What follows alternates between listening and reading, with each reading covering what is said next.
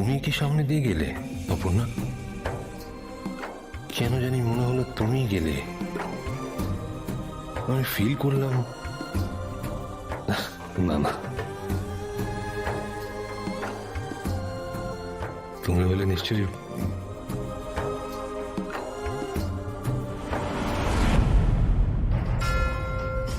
Hello mister আর্য সিংহ রয়। বলে ফেলো mister কিংকর। বলবে কি হলো? না, এরকম সেলিব্রেশন আমাদের অফিসে বহুদিন হয়নি, অনেকদিন পরে এরকম একটা সেলিব্রেশন দেখলাম। অসাধারণ, অসামান্য। তবে একটা জিনিস সাজেস্ট করব। আমি যদি না বলি আপনি কি বলবেন না? বলে ফেল। একা একাই যদি এখানে বসে থাকবি তাহলে আর ওই কলেজের ছেলেদের মতো জামা কাপড় পরে লোক হাসাস না প্লিজ। প্রগ্রেসিভ হো না। এই পোশাকগুলো কি শুধু কলেজের ছেলেমেয়েরাই পরে, অন্য কেউ পরে না? আমি কি বলতে চাইছি তুই বুঝতে পারছিস?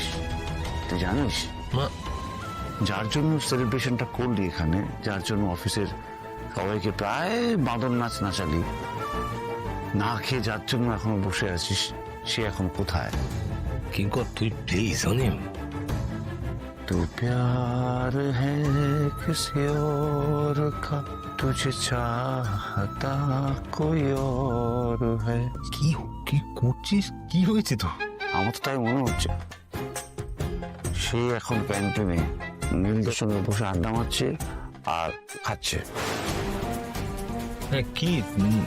দেখ, তুই ওখানে নিজে এখন গেলে ব্যাপারটা খারাপ দেখাবে, আর তোরও বিষয়টা ভালো লাগবে না। তো এ কি এসব, তুমি এখনো রেডি হওনি? কেন কি?